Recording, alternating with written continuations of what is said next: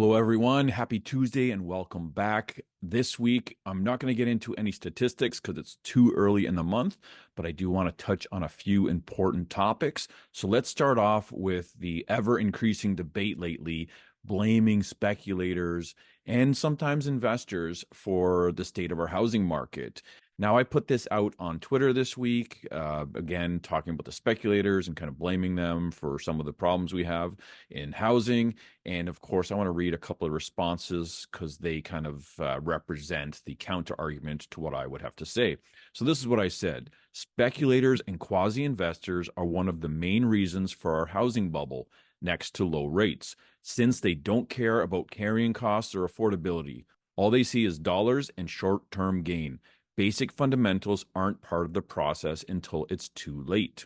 So the first comment is from Felix Vortsman. He loves to debate me on Twitter or X, and he has some valid points, and we always keep it professional. And yeah, he has some very valid points. So he says, and yet, without speculators, very little new housing will be built moving forward. Simply removing speculators from the market is therefore not going to resolve anything whatsoever. And I think it's a pretty valid counter argument. Now, I don't agree. I think that, we've had many markets without speculators, with the level of speculators we have these days or in the previous years. And I think that the product has declined in quality. Quantity's up, but quality's down. And end users don't want these shoebox condos and smart towns or stacked townhouses. These are what investors want because they don't care. They'll buy anything, right? So the next comment is a very common reply I get also. And these are just two comments, but again, there's many like these. The government incentivized this behavior with ultra low rates. Where does the greater blame lie? So, of course, I even put that in my original post talking about interest rates. Interest rates are the real underlying reason, and whether it's the government or the Bank of Canada, and of course, they're supposed to be independent, but we know that the government does influence the Bank of Canada. I don't know if we have proof of that, but it's kind of generally acknowledged that that would be the case. And the analogy I like to use on that comment would be the government is the drug dealer or the drug supplier or the addict supplier, and the speculators are the addicts or the users. So who's to blame? Are the drug dealers to blame, or are the users to blame? They're both to blame. So, and I guess he's saying, where does the greater blame lie? Well, they're both to blame. They both created this symbiotic relationship where they created this environment and they both profited from it. So, I think they're both to blame, and you can't say one's innocent and one's not. Now, I wanted to sum this up or this topic up with a chart. So, check out this chart here. I've broken it down to end users, experienced investors, and speculators and quasi investors, and the considerations they have when purchasing homes or purchasing real estate. So, of course, carrying costs, end users care about that. Experienced investors care about that.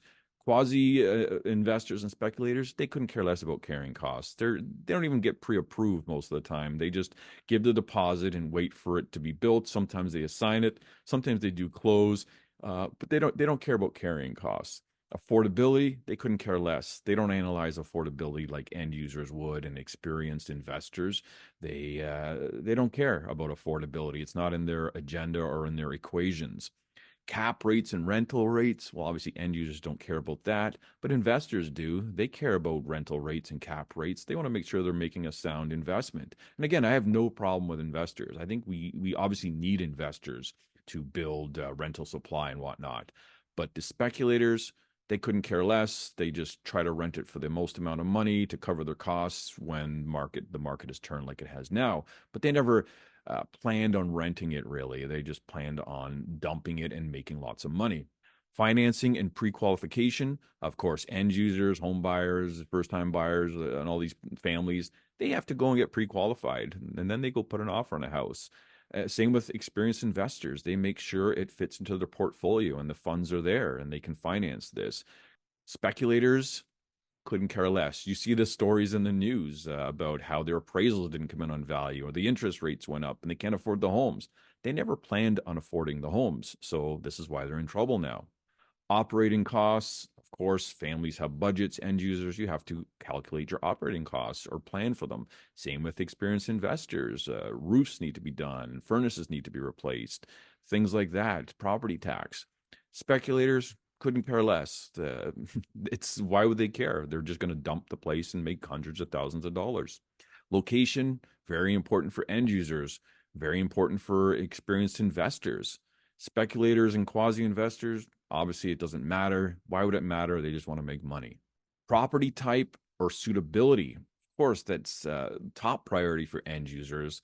Experienced investor, it's obviously important too. You need the right property type, the right amount of units, the right location. Is it going to be easy to rent? What's the rental rates or what's the vacancy rates in those areas? Speculators, they don't even know what a vacancy rate is. So again, not on their agenda. And lastly, we have price appreciation. And I'm not going to say that homeowners or end users don't care about price appreciation, but it's not really on their list. Lately, they just want to make sure that they're not going to lose too much money. They're going to be living there for a long time. Is it affordable? How's the mortgage payment? But they generally don't care. They don't want to see it depreciate too much. They'll say, well, how much do you think it's going to go down? And they kind of plan for that, especially these days, and my buyers especially, and make sure that they're aware that prices will go down or could go down. Experienced investors, they would probably like to see some price appreciation on their properties. They refinance and buy other properties in a sound financial manner. And of course, speculators, this is the only thing they care about is price appreciation. They only care about making money. And if everybody just did this, this is why we have run up in prices because the next person has to pay more.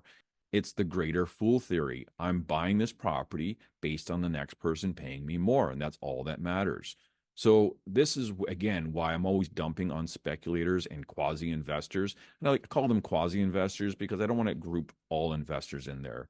I am guilty of pointing the finger or seeming that I'm pointing the finger at many and all investors, but that's not the case. I say it all the time. Investors are fine, but the speculators and the inexperienced quasi ones that just want to make a quick buck, that's the problem with the market, of course, along with the interest rates and the Bank of Canada and their policy and the government spending and all the rest of that.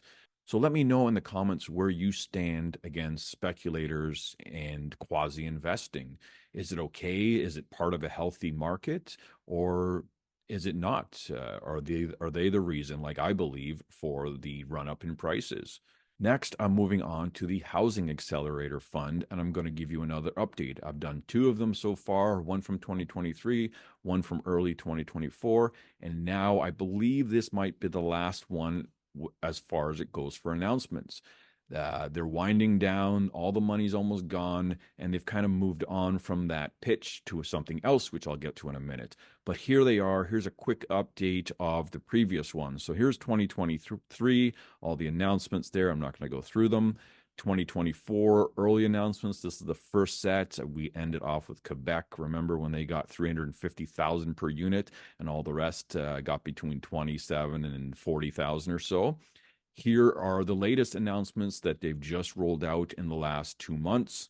You can read through them there. I'm not going to read through all of them and bore you, but again, they do range from 27 to 40,000 or 43,000 or so. And at the end of the day, we have 82,237 units accounted for in these proposals. These are not going to be built. These are just promises from municipalities based on density and the criteria from the WF criteria that they have to follow. And so that is 82% or 82.2% of the 100,000 units in 3 years that the government is pushing for. And out of that, $3.785 billion has been promised, or 94.6% of the money. So let me just repeat that again.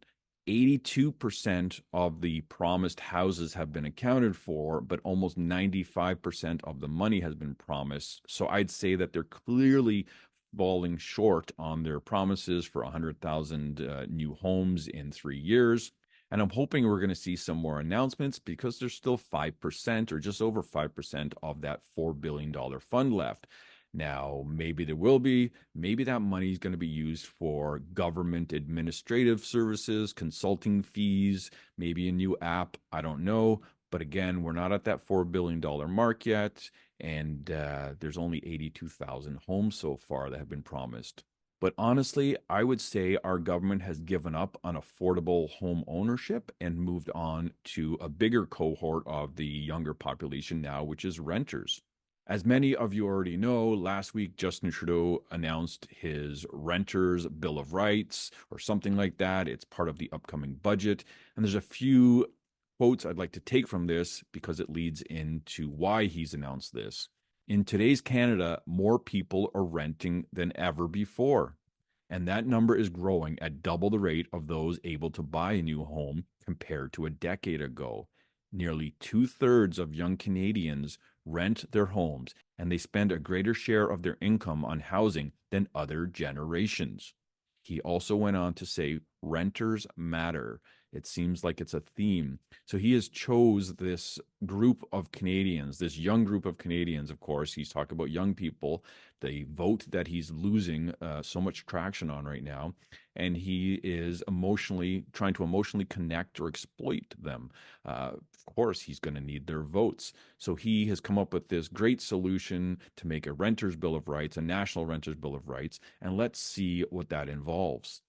They're going to have a nationwide standard for lease agreements. Well, in Ontario, the biggest province, we already received one of those a few years ago. It's called the standard form of lease, and I'm sure other provinces might have similar things. So now the federal government's going to get involved with rental contracts. Not a good idea. Next is the rental price history. So supposedly you're going to be able to use this to negotiate over a unit. Of course, if you've watched anyone talk about this, we have very low vacancy rates right now, especially in the big cities.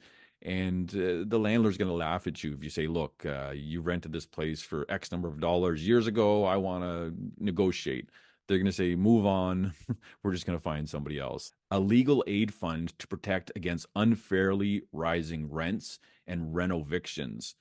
So every week I hear stories from both tenants and landlords where the landlord's looking for more money, more than the allowable rent increase guideline because their payment went up and their interest went up and their mortgage renewal came. And what they do is they approach the tenant and they say, look, we're going to have to sell the house if you don't pay us, a lot more money than you're supposed to. And of course the tenant looks around and they say, well, I'm going to have to spend all this money. And it's one or the other. So that loophole has already been formed. So this legal aid fund is going to do nothing. It already takes 6 to 12 months just to get a hearing. So can you imagine with this legal aid fund, more people are getting hearings now and more people are fighting renovictions. You're going to be like moving on to like a year to 2 years for a tribunal hearing. And the last one I actually discussed about a month or two ago before this was even announced. And we quickly came to a consensus that it's in nobody's benefit to have credit history reporting of tenants. If you're a good paying tenant with good credit, you don't need to be reported to the bureau.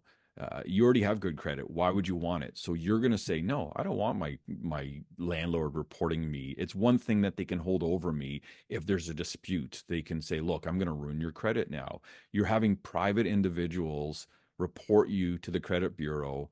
That's just going to be a can of worms. Like there's going to be people holding tenants for ransom.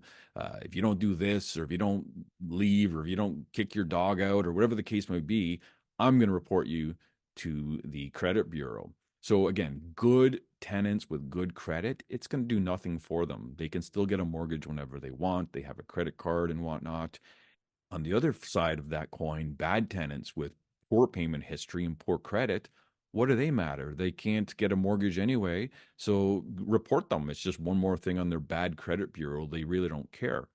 Now, the one thing he said was if you don't have a credit history, it will help you establish one. Well, how many people out there these days don't have a credit history? If you want an Amazon account, you need a credit history. If you want a cell phone, you need a credit history. There's not too many things you can do in life anymore without a credit history. Like maybe a 16-year-old doesn't have a credit history, but they can't apply for a mortgage anyway. I think this is just such a terrible idea. And if this happens, if they actually start reporting tenants' credit history or rental payments to the credit bureau, it is going to be a can of worms. I can't even imagine how that's going to go. Will it be elective? Is it mandatory? I think it's just insanity. And for them to even announce this or even think about this, and there's a lot of smart people around these idiots in office. At the end of the day, all they're doing is distracting from the real issue, which is affordable housing. And they're exploiting a group which is the fastest growing, the biggest part of the population now, especially the young people, are tenants. So he's trying to exploit them for their vote. And this is what's going to happen. He's going to focus on them. Renters matter. The same, I don't even want to get into all the other people that matter, but this is what he does. He says, "You matter. We care about you." And he gets that emotional exploitation of these people. And he might win some votes. Who knows? But I think it's a very poorly executed scheme. Let me know what you think in the comments. But anyway, for this week, that's it. And I'll see you next time.